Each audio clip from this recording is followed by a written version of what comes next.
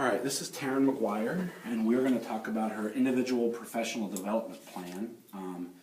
And what Taryn and I have kind of talked about is what areas can we improve upon and what can we do to be stronger. So Taryn, when we think about an area that we're focusing on maybe as a building that we've talked about that's connected back to our Iowa core and our district curriculum, what's an area that you would like to get stronger at or you think that you can improve upon?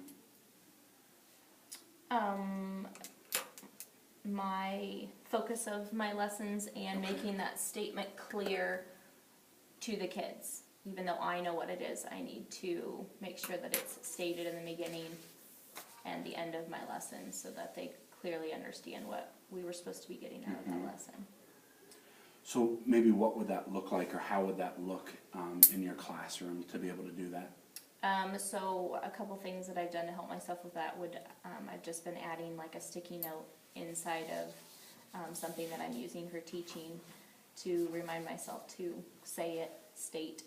And then I also made and am making, as we go on through the school year, I can statements of the learning targets that go along with each of our units, each of our reading units, and I'm posting those. I will post those up over by our Reading Together poster that we refer to all the time. Keep those up for them to be able to see and focus on Those learning statements. And I think, like we talked about last time, to go back to that a little bit, one of your strengths really is your classroom management and knowing your students and having the things in place for them to help. So when I'm hearing you say having those things, those sticky notes and that place on your board where you can put those I can statements, I'm hearing you say that that will be in addition to your strong classroom management. So I think that's a great thing for you to be able to do, just to continue to build on that, because that definitely is one of your strengths that we've talked about. And so when we start talking about those I can statements, how will that look for the students with being kindergartners and stuff? That's a tough concept, I think, for them to understand. Yep, I think what do we have, or what can you do to put in place to make sure that they really do understand them? I think I have to continue to revisit them all the time, beginning of the lesson, end of the lesson, continually through each one. On our Reading Together poster, I did try and include pictures along with the words. I don't know that these will lend themselves as much to it.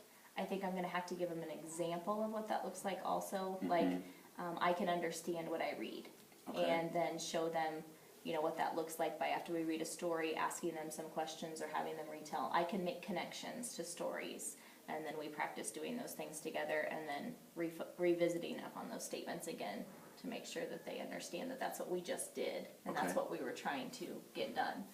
So kind of that, I'm hearing you say that I do, we do, you do. Right. And we've talked about, so give me an example of what that might look like for something you're working on right now, that I do, we do, you do. Can you give me an example of something currently? So we're making connections in our unit right now, so we read a story, I'll read it to them, and then we're talking about making connections with characters or different things going on in our stories. So I give an example myself of a connection that I make to the text, and then we think of together, can you guys think of a time when they can think of a similar connection that I just came up with to relate to themselves, and then they have to come up with their own connection, and they share that with their partners, and then we share as a class, those that want to share. So, which I think is really strong, because one of the things that we talk a lot about in the Iowa core and our standards is connecting ideas and thoughts across the content area. So not only doing it in reading, but what might that look like in some of your other subjects where we're starting out with reading, but how can we connect that in across the content area? Can you think of another example, not in reading? That's something that I've been trying to focus in all areas, even math, about what was the total focus of this, and where do we want to get from this? Okay. Where I do it first, model it, and then let them do it on their own. Okay.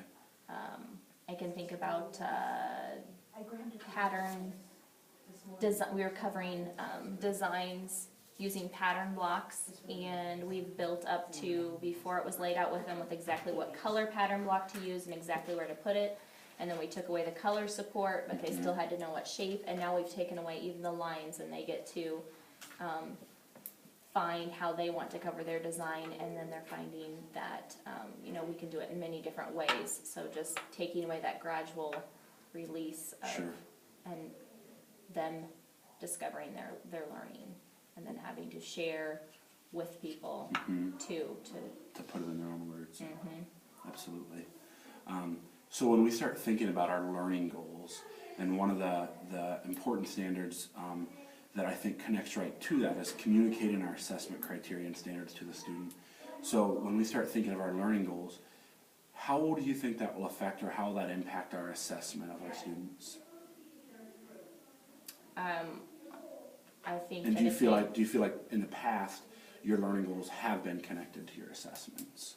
I think that it's something that in the last 2 years has been way more focused. Otherwise, beyond that, I don't think that it's been focused like it is now. I think that it's something that we have switched to standards-based report cards and just gone more to that standards-based thinking, and everything that we do, what are we trying to get out of this, and how am I going to show that they're able to do this, as far as like with our assessment pieces. Great. So it's building. It's in more areas, but I still need it in all areas, in everything that we do. So when we start now talking about those things we were talking about, how can we form a plan, a strong plan? Can you think of something? I know when we had talked before, we talked about clearly identifying those learning goals. What could we make that look like moving forward? And let's put a short-term plan into place for the next 3 to 5 weeks. What could we do to put into place to help with that?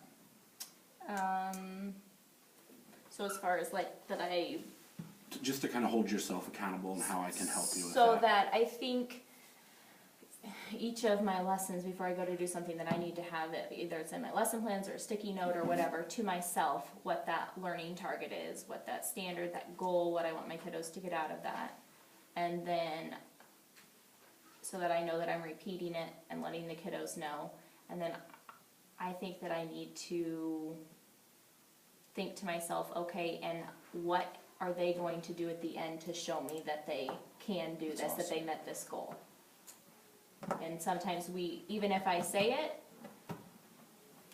and focus on it, how do I know that they could do that? And I think that that's something that I have a few things in place, but not in all areas, and I think that that's something that I need to have more in place, to like an artifact or some type of, how did I know that they met this goal?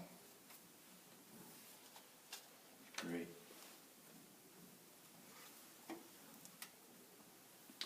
So if we were to, I'm thinking back to a SMART goal, and if we were to say, one of the things I'd love to get to is a clearly defined time frame, something that we can check on.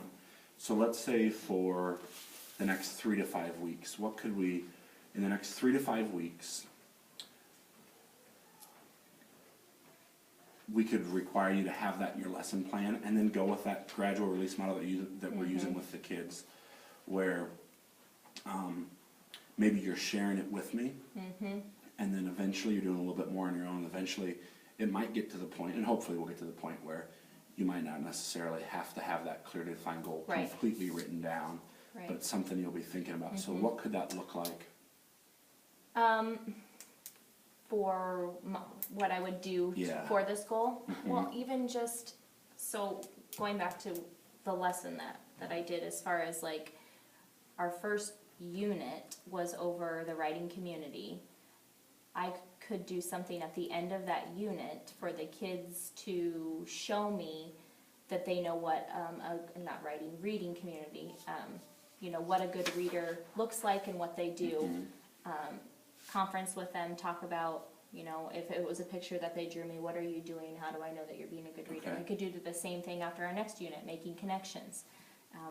After a text, they need to come up with a few connections, just as like, I don't know, a final evaluation of that unit, that just touching base maybe on an individual conference level with each of them. Kind of have like a end of unit artifact, conference with each of them before we move on, so that, and not that and the nice thing is we continue that, we don't just like forget about those strategies, we continue to use them, but you know, I would have a clear picture if I talk with them one-on-one on where they were at on making connections or retelling or visualizing whatever the unit might be on. Okay. So let's do this for the next 3 weeks.